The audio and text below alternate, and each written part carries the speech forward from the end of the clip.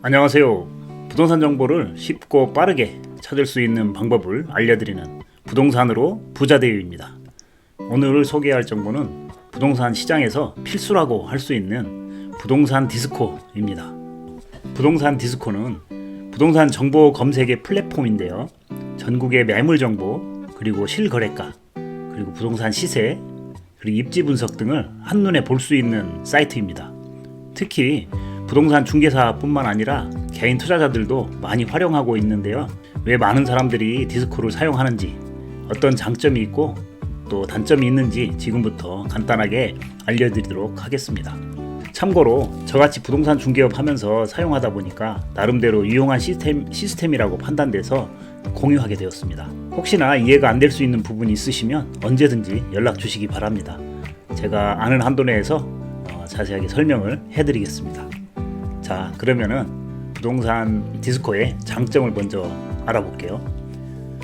일단 첫 번째, 방대한 부동산 데이터가 제공이 된다는 거.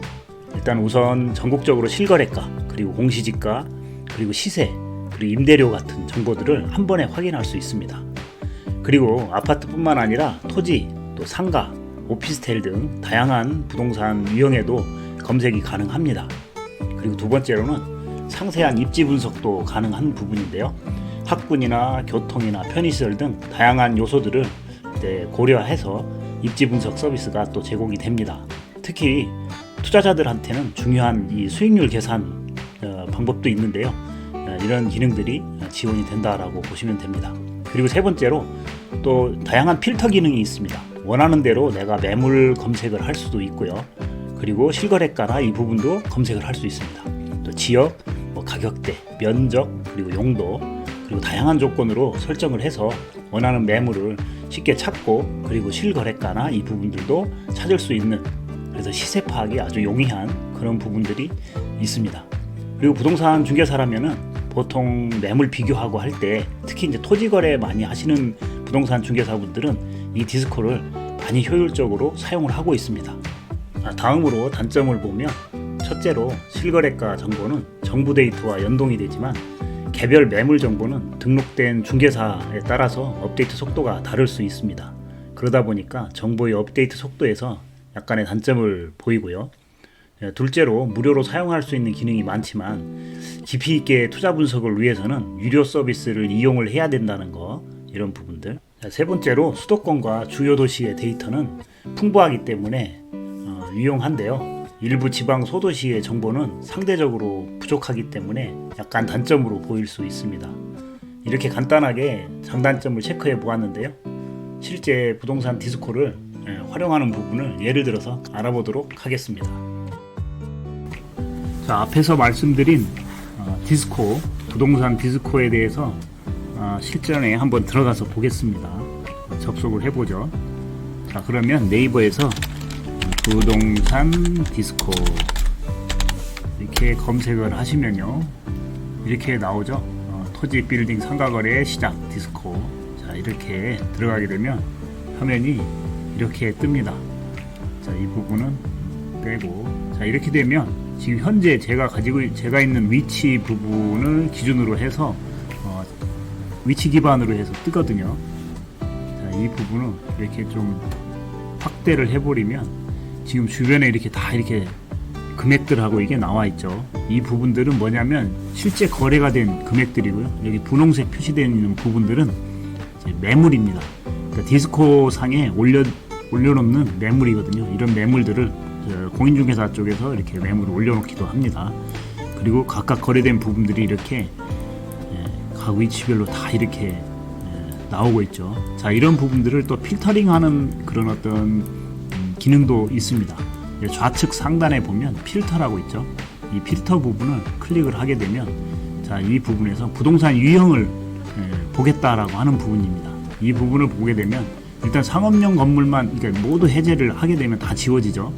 자, 이제 다 모두 선택을 하면 또 다 켜지고, 자, 모두 해제를 해서 상업용 건물만 보겠다 그러면 상업용 건물만 표기를 하고, 밑에서 또 이제 찾아볼 수 있습니다. 매물만 볼 것이냐, 경매 물건도 볼 것이냐, 실거래가도 볼 것이냐.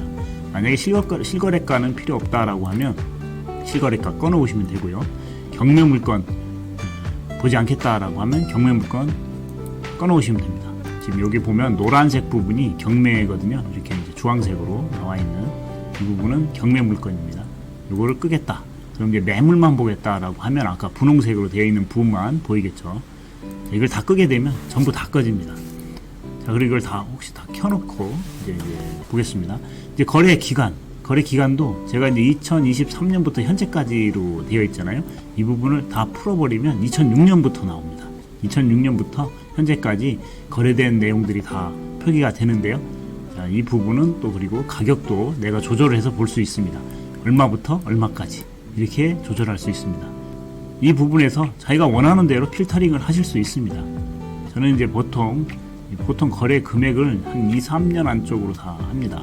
한 23년부터 최근 시세, 토지 같은 경우는 최근 시세를 봐야지만 주변 비교할 수 있기 때문에 최근 거로 해서 보게 되면 자, 이렇게 필터를 만들었습니다. 자, 그리고 매물만 보기 이렇게 누르면 매물만 보여지는 부분들, 이런 어떤 아이콘도 있어요. 이게 전체 실거래가도 같이 보려면 이렇게 보는 부분이 있고요. 매물만 보기 하면 이렇게 보는 부분입니다. 자, 그리고 여기에 이제 총액이 있고요. 총액, 이거는 매물의 총액입니다. 전체로 그냥 볼게요. 자, 이게 총액 부분이 있고, 단가, 이건 평당가입니다. 평당가. 토지는 토지, 그리고 일반 건물, 집합 건물은 분양 면적 대비해서 이런 어떤 단가 기준으로 보는 부분입니다. 예를 들어서 이렇게 볼게요. 이렇게 보게 되면, 자, 여기 같은 경우는 평당 327만 원이라는 거예요. 실제 거래는 24년 11월경에 계약이 이루어진 부분인 겁니다. 자, 그래서 총액으로 보게 되면, 그러니까 총 매매 금액은 1억으로 24년 11월에 거래됐다라고 이렇게 보시면 될 거고요.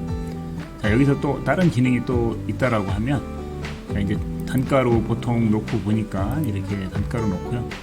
여기 보면 지도가 있어요. 지도는 위성 지도로 볼 수 있고요. 위성 지도를 끄게 되면 그냥 일반 지도로 바뀝니다. 위성, 일반.